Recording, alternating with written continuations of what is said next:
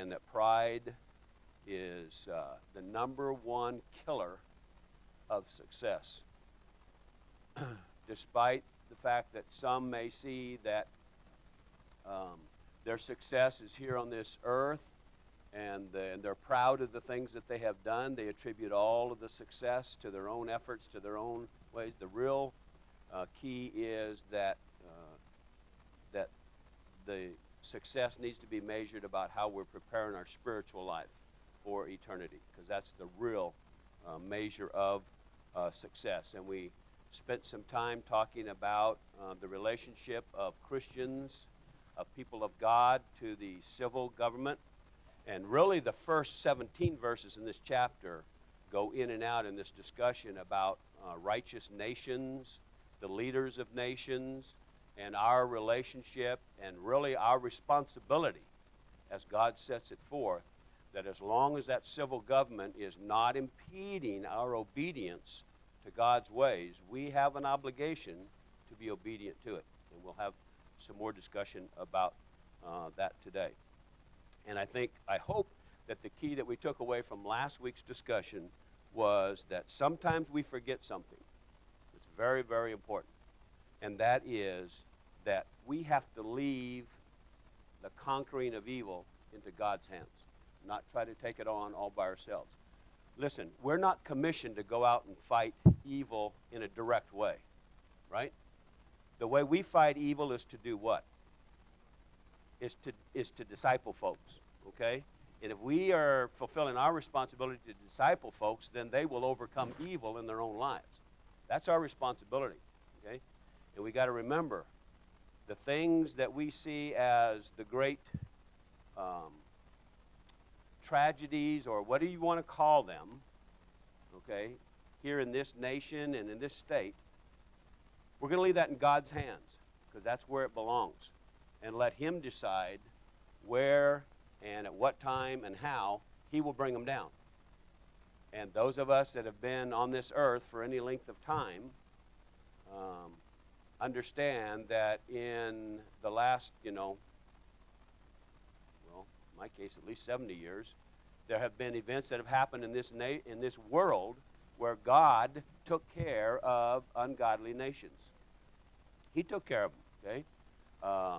And despite the efforts of man through wars or whatever to try to take care of things, and that didn't do it, God took care of it at his time. And so we need to remember that. But let's continue picking up with verse 8, and to recognize that again, the thought is that while we make plans in our life, and we do need, one of the things we discussed in the men's Bible study yesterday after breakfast was that as human beings, as Christians, as people of God, we do need to make goals for our life. But we have to remember that those are just short-term goals, okay? The ultimate goal, number one, long-term ultimate goal, obviously has to be to prepare ourselves for eternity. That's our ultimate goal, is to see God. Okay? But in order to get there, okay, as we go through different stages of life, through our youth, through our midlife, and then through our senior years, we do have to make goals to get us from point A to point B as we travel through life. And those are important. As long as our number one priority is about our spiritual life. It's okay to enjoy life. God wants us to enjoy life. He says that. Okay?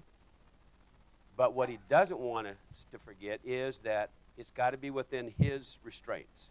It's got to be within His conditions. And there are lots of good, wholesome ways to enjoy life without taking off in all sorts of evil activity. And that's what this is also addressing, is that as we travel the highway of life, so to speak, that we need to do it as an upright person.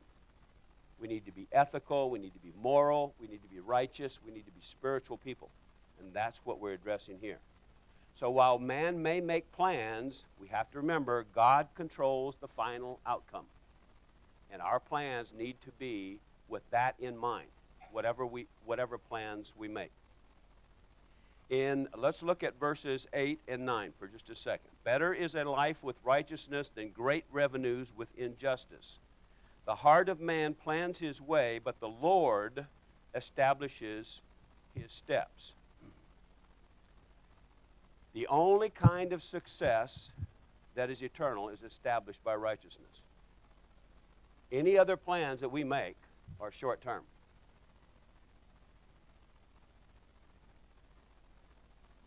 Any other plans that we make are short term.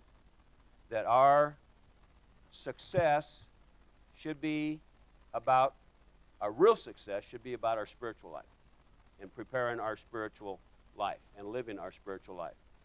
And man can scheme, man can devise, man can plan your own way if that's what you choose to do. But God's going to control the eternal destiny either way. You choose to, make your own plans and not necessarily pay close attention to what God expects of you, God's going to control your destiny. The person who has in his mind or her mind that their plans are based entirely upon a commitment to God and his ways, God's going to control his destiny. Either way, God's in control, and he's going to decide the destiny, okay? We are free. We were created, remember, we were created free moral agents, and we can make up our own minds, make up our own choices. We can flip a coin as to what direction we want to go or whatever, but just remember, we cannot demand what God's going to do with that. He's the creator. He will make the decision about what will happen. And the same is true, verses 10 through 13, about a nation. A nation can decide to go whatever direction they want to go. And by that, we simply mean the leaders of the nation. Now, there is a difference between nations where the people put the leaders in power, okay, versus a nation that is controlled by an individual who puts himself or herself in power, be it by military might, a coup, or whatever. Okay? And this is Wayne's judgment. Okay? This is Wayne's judgment, Wayne's opinion. However, I think it's based upon what God teaches us in his word, hopefully. A nation who puts people in power that do not have the right motives, who do not live the right kind of life, and I'm not necessarily meaning morally, because you're not going to find a perfect moral person, okay? Even we're not perfect morally, okay? We make mistakes too. We sin also. And I'm using the term moral in the broadest umbrella of its meaning, okay? If we continue to put people in power through our voting or whatever, then we are responsible for the evils that come out of that. And I wish more people and I'm not talking, I know I'm preaching to the choir here, but the point being is that as we associate with other folks, I wish we could get them to understand that if you're complaining about, taxes going up and all this other stuff, well, who put them there? Who put them there, okay? And it wasn't too long ago, and some of you may remember, that we had a very popular congressman in this area, U.S. congressman, who, when he got to Washington, was about rubbing elbows with all of the bigwigs, and he became very corrupt. And despite his popularity and his big name in the area, the family's been in this part of the valley for years and years and years, farmers, etc. Despite the fact that he had a big name, he got voted out because of his corruption. So don't say it's not possible, because it is. Okay? But I just wish that that folks would begin to see that what we're experiencing right now is really our own doing. Okay? Now, folks that are living in dictatorships or something like that's a whole different ballgame. That's a whole different story. And what they need obviously is somebody to help them overcome that. But the point is that if a nation is unrighteous, God's going to deal with them. God's going to punish them in some form, some way. Okay? What's really important is that if a nation wants to live in a righteous way or in a less evil way, they've got to pay attention to what God's standard is for doing that. Okay? And that's what the admonishment is in verses 10 through 13. Okay? Now, you remember what Paul said in Acts 5:29?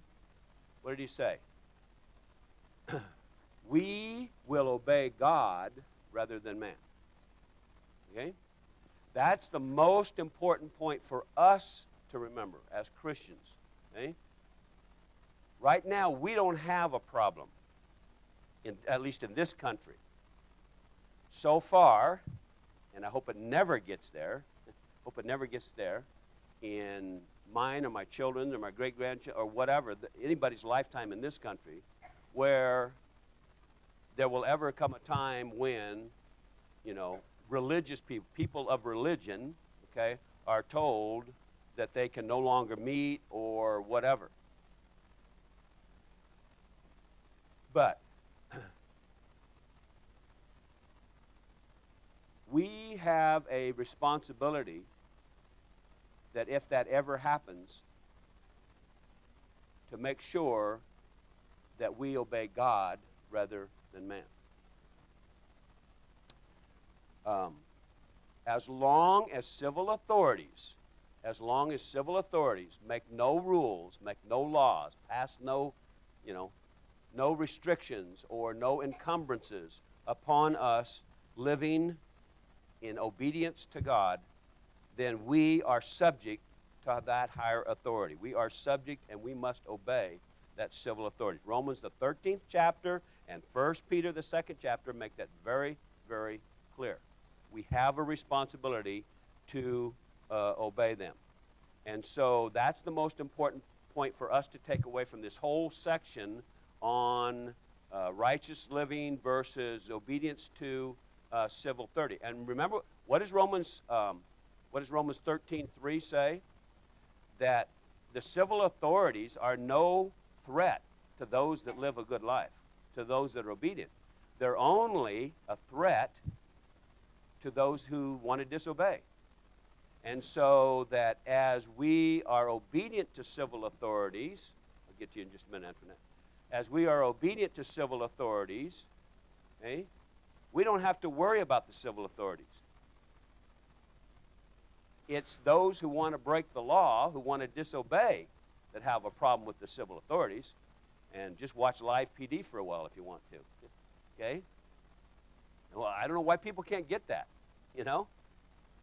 You obey the rules, obey the laws, no problem, right? You disobey, there's a problem, right? So, Romans 13:3 says, obey the civil authorities because they're not a threat to you. And, furthermore, if you do obey them, you provide a good example to others as to what they should be doing, okay? Antoinette. Sure.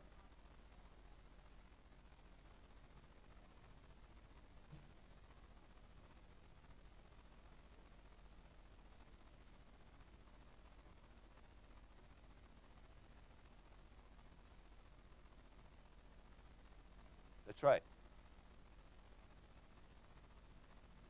You're absolutely right. Remember, a prayer is always our avenue to speak what's on our mind to God. Not that God doesn't know. God knows.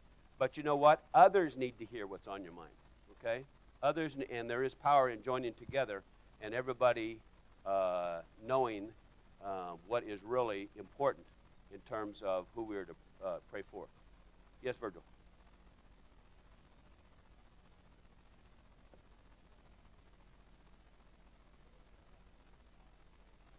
Uh-huh.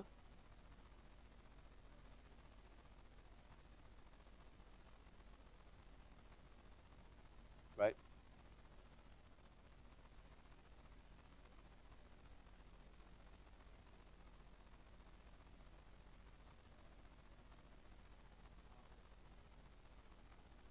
Hmm.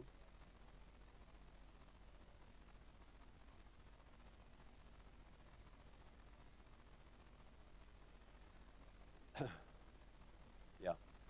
Um, yeah, I understand what you're saying. I think that was part of what the point I was trying to make earlier. I'll get to you in a second, Tom. I think that's part of the point I was trying to make earlier is that those of us that have been around a number of years knows what took place, subsequent to World War II, okay, and the creation of the Cold War, the creation of the Union of Soviet Socialist Republics, and things like that. You know, we fought two more wars to try to fight communism, okay, not on this land, but on other lands, okay. We tried to help others fight that, and nothing really came of that other than a lot of good people lost their lives, okay, and that's the sad part of it. But what happened at the time of God's choosing? Does the USSR still exist? No, it's taken apart. God took it apart. Despite all of the political activity and despite all the diplomacy to try to get them to live right, they didn't, and so God said, well, I'll just split you apart. Now, Russia, okay, the premier of Russia, the president of Russia, whatever, has has really let's say 1/10 of the power that he once had, that he or she could have had the USSR still been in existence. So I believe, okay, if I understand Romans 13:1 correctly and 1 Peter 2 correctly, that the president we have in power right now is there for a purpose. And I think we're beginning to see it politically if we just pay attention, okay? And so I do place stock in Romans 13:1. God puts in power whom he wants in power for whatever reason. We don't always understand. We don't always understand because we got pea brains compared to God's, okay? But we need to trust God. We need to leave it in his hands. Do what he's told us to do. Listen, we are spiritual agents. We're not governmental agents. We need to not forget that, okay? Our job, as God has commissioned us, is about spiritual matters. Spiritual matters, not governmental matters. Now, that's not to say that Christians shouldn't be in politics or whatever. I wish we had a few more, okay? And I notice there's another House running for U.S. Congress. Did anybody notice that? Ted House is running for Congress. And I don't know which House family he comes from, but the Houses for years have been one of those Christians that have been in politics for years and years and years. I wish there were more. But the point being, we are primarily spiritual agents, not governmental agents, and we need to remember that. Yes, Toby.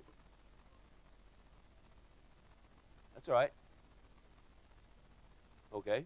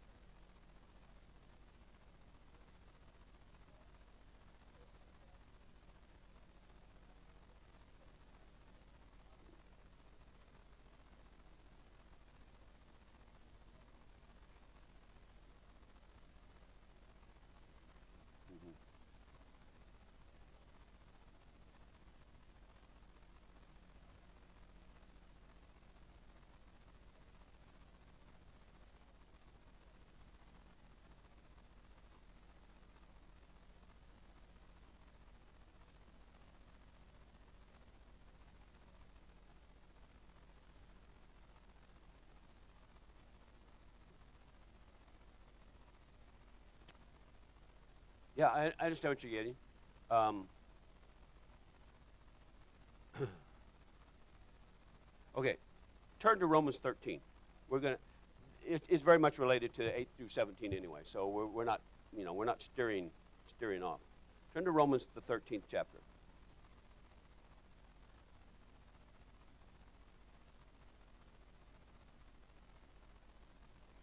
Says, "Let every person be subject to the governing authorities, for there is no authority except from God." Now, I want to stop right there. And I'm not taking issue with what you said. I just want to make sure we all understand it the same way. Okay? God does not put evil in place. He puts people in place. He puts governments in place. Now, the reality of today's world is that we don't have anybody right now who is what we would call a true man of God or woman of God. Okay? Yes, I know there's some who are Christians, and in the broadest sense of the term, Christendom. But as you said, and I do agree with this, that somehow corruption gets into them or whatever. But I still think that God puts people in specific positions in government for a specific reason.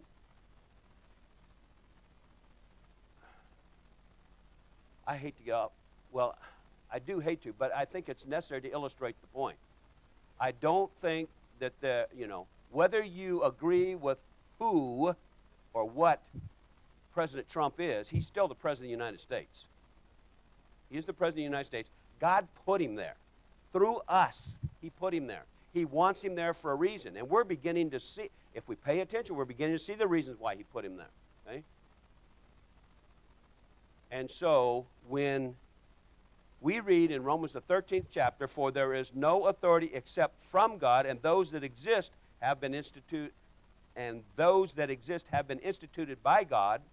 Not only was this talking about in ancient times, but I believe it's talking about today also, because the Bible is as relevant today as it was, back in even before the first century. Okay? So, therefore, whoever resists the authorities resists what God has appointed, and those who resist will incur judgment. So, that's saying right there, obey the civil authorities that are in place. And again, Paul said we will obey God rather than man. That means that if that government begins to do things or make laws that are contrary to what we are taught here in this book, then we do have a problem with that. But so far that hasn't happened to us, okay? Now, look at verse 4. "For he is God's servant for your good." And this is the point you were making, Toby, is that it's up to us to set the example, and that's exactly right. The third verse, Romans 13:3, says that that's what we're to do. When we obey the government, we set an example for others as to how to do good also. Okay? So, then do what is good, and you will receive his approval. Now, his approval, whose? The authorities' approval or God's approval? I think it's both. Okay, I think it's both. I mean, directly, we receive the government's approval because they don't, we're not contrary to the law. But ultimately, because of what God says here, we're also, we have God's approval also, okay? Now, "For he is God's servant for your good, but if you do wrong, be afraid, for he does not bear the sword in vain. For he is the servant of God, an avenger who carries out God's wrath on the wrongdoer."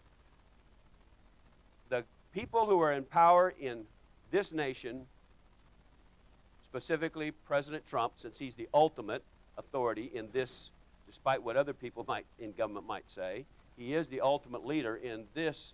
Ultimately, he is the main leader in this country. He's there because God wants him there for whatever God has decided he wants him there, and for how long he wants him there. Okay? And so we need to just make sure we leave it in God's hands. Okay?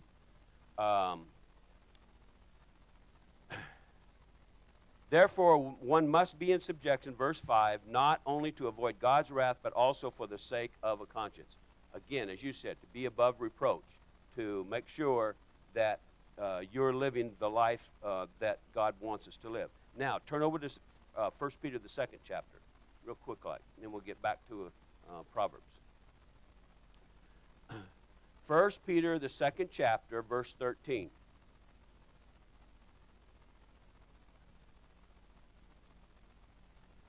Verse 13, be subject for the Lord's sake to every human institution, whether it be to the emperor or king, depending upon what version you're reading, as supreme, or the president as supreme, okay?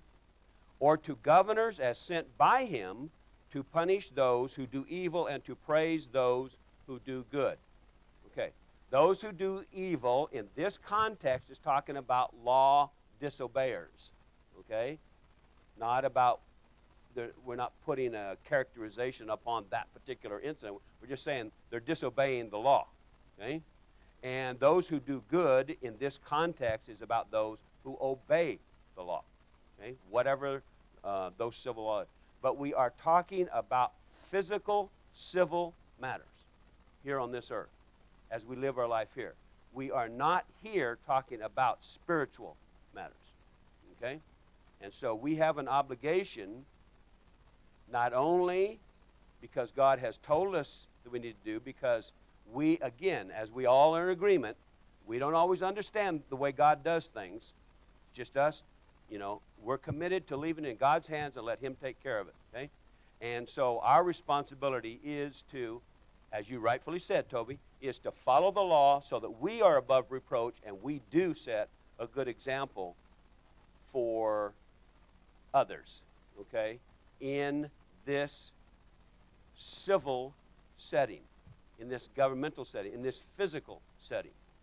Now, we are primarily agents of God for spiritual matters, but we also, in order to carry out that obligation or that commission, we have to make sure that we're also being a good example to those whom we might try to reach spiritually, okay, by being obedient to government and civil matters too. Brian.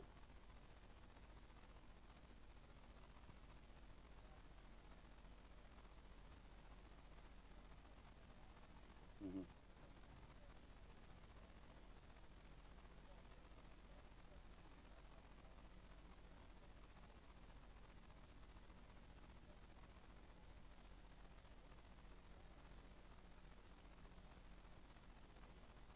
Right.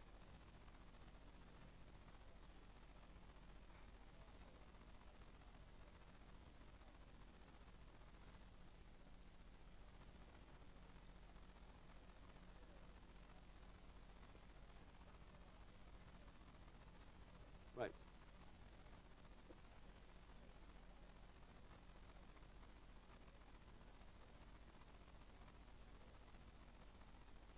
Right. That's a very good point. Listen, if you have any sense of history, okay, there have been evil or unrighteous leaders throughout the world, throughout all history. My goodness, look back in the first century and beyond that, what all the Christians went through in terms of the evil leaders there, all those Roman emperors and governors, etc. So today is nothing new. As the wise man said, there is nothing new under the sun. Okay? But God wrote these words a long, long, long time ago. It was an admonishment, it was an encouragement to those back in those days, and it should be an admonishment, instruction, encouragement to us today. Obey your civil authorities. Leave what takes place or where this goes in my hands. That's what God's saying. Okay? And tend to your primary responsibility, which is about spiritual matters. Yes, Jack. God has a purpose for everything. In the first century, they had evil in the land, but there was a reason. They spread the word. That's right. The Christians were scattered abroad because of the evil that was going on in the government, okay? They were scattered abroad. And what did they do? Preach the word, okay? So God has a purpose for the way that he controls things, and we need to leave it in his hands, okay? All right. We didn't know Proverbs, the 16th chapter, was primarily about politics, did we? But I think it's important that we do understand, because, especially in today's world, because there's so much, even among Christians, there's so much bitterness going on, with our government. So much disrespect to our government. Okay, so much disrespect. So, and that's not right. Whether you agree with the person or not, whether you agree with that office or not, okay, you have an obligation to honor him or her and respect him or her for the office and for the job that they are in. The military, okay, let's just use this as an example, and let's let it go at that. The military salutes people that has certain positions in the military, not because of that individual, but because of the rank insignia that they're raising and what that represents. And the same should be true of our civil government also. We need to honor and respect the President of the United States because he is the President of the United States, not because he's Donald Trump. Okay? All right? Okay. That's it. Okay? Let's get back to Proverbs, 16th chapter. All right. Now, so verses 14 through 17, preserving our soul as we travel down the highway is about living a righteous life, living according to God's standard. Now, we got just enough time to leave the civil matters, and let's take up the last part of chapter 16, verses 18 through 33. Now here we shift topics, so to speak. We move away from just living a righteous life and being obedient to civil governments to living a life of humility. Just as we said earlier, pride is the biggest killer of success. Humility is the number one reason for people's success, especially in spiritual matters. And this is another thing we were talking about in men's Bible study yesterday. Okay? A man of God must always be humble. He must always be humble. No matter what he's doing, no matter whether it's here in this setting or it's out in the world, dealing with people in the world or dealing with brethren or whatever, must always be humble. Because if you have the right humility, you're going to be all those other things that you need to be in order to be a good servant of God. You're going to be compassionate. You're going to be loving. You're going to be more understanding about situations or about people's conditions. Okay? So a person of God must always, be characterized by a deep sense of humility. And that can only come, as we discussed yesterday also, that can only come when you recognize that you are nothing. Our total being is about God.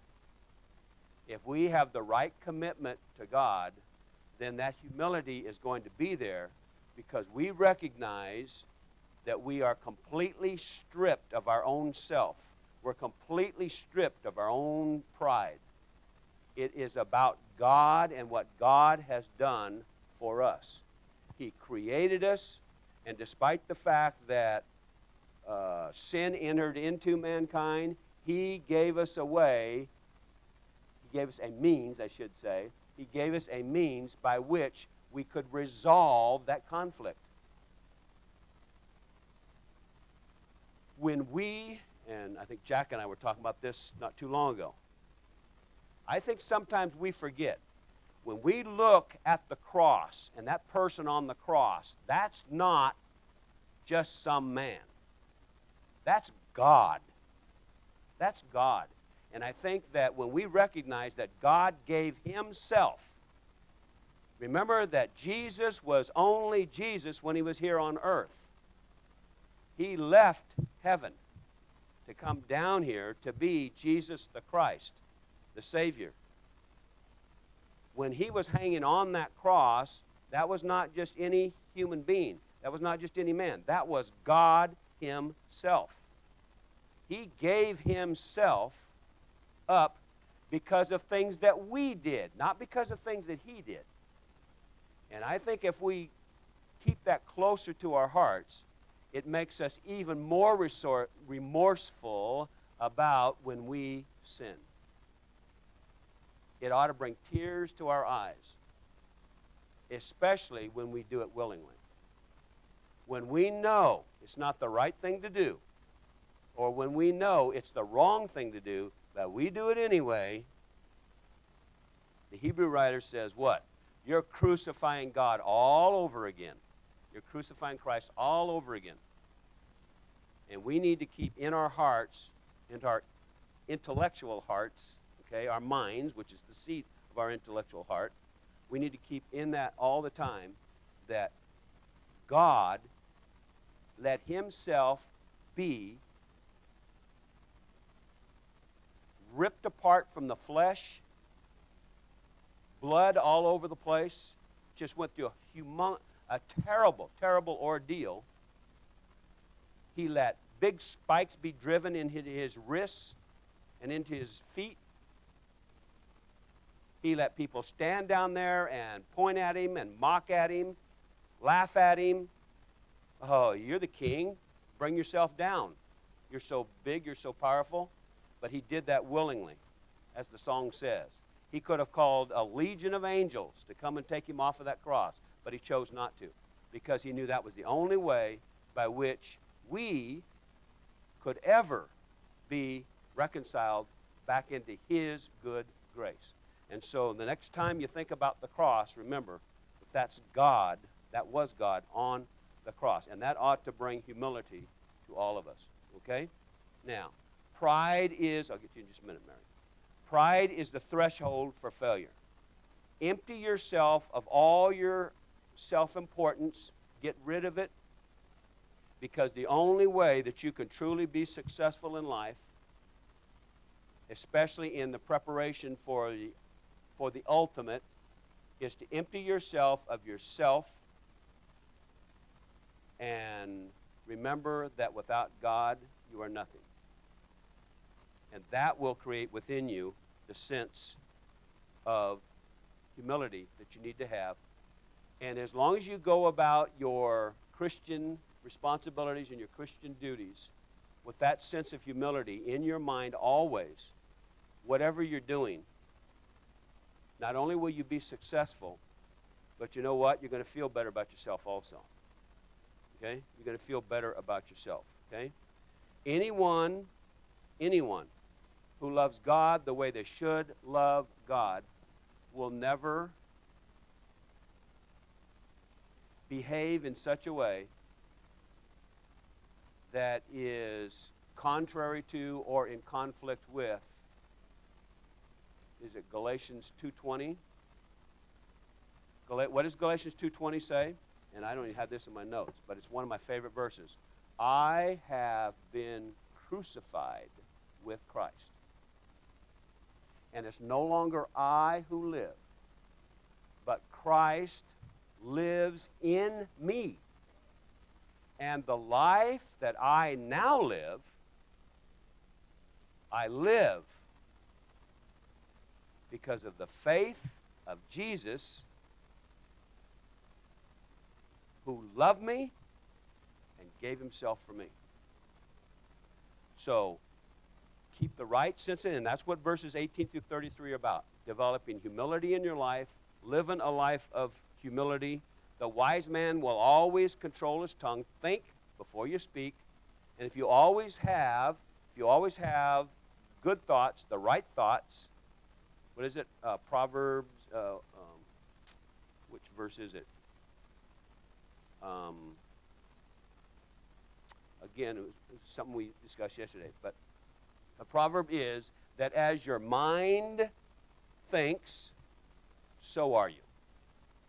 Whatever is controlling your mind is what you are. Okay? Just like evil begins in your mind, okay, so does spiritual. And that's the way it has to be. Now, Mary, you had a question or comment? Okay? Mm-hmm. Mm-hmm. That's a different study. Mm-hmm.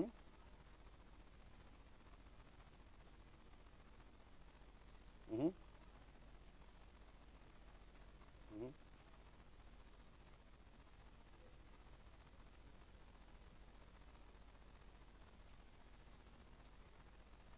Okay. John, what does John 1:1 say? Just keep John 1:1 always in your mind, okay? In the beginning was the Word, and that word is capitalized, by the way. Who was the Word? Jesus. Jesus was the Word, okay? And the Word was with God, and the Word was God. Again, we have pea brains. We can't fathom it completely. Just know that God is one in purpose. He's one in love. He's one in every aspect that we can think of. We only know the Son of God because he came and he walked here on earth. But John 1:1, the Apostle John says that was God walking on this earth. That's what he's saying. Huh? What's that? Yeah, verse 14 goes on to say that, okay, and he came, emptied himself, came and walked among us, okay? The point being is that don't try to separate them into three. Just think of him as God. Whatever happened at the creation, whatever happened in all the judgments and the wrath that took place that we read about in the Old Testament, whatever Jesus did, that was God in action. Okay? That was God in action. That was God doing that. Yes.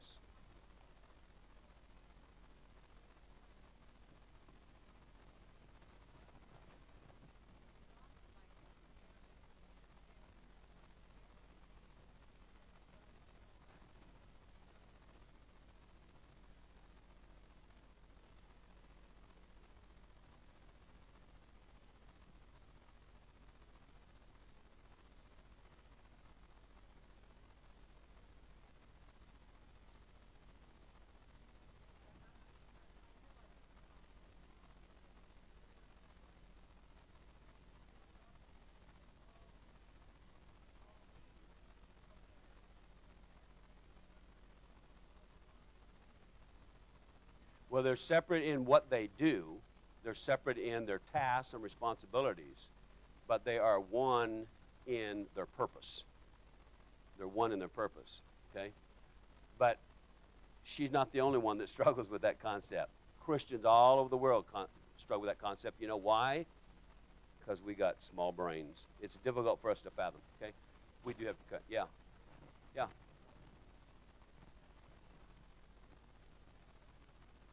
He was also God. He was God. Yeah.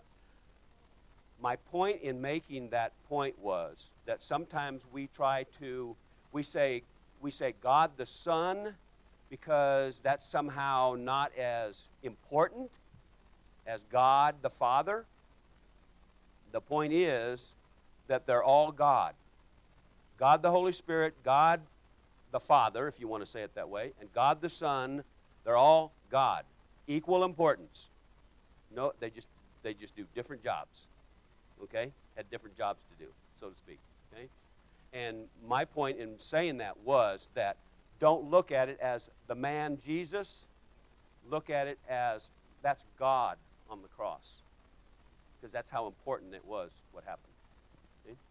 Okay, thank you very much.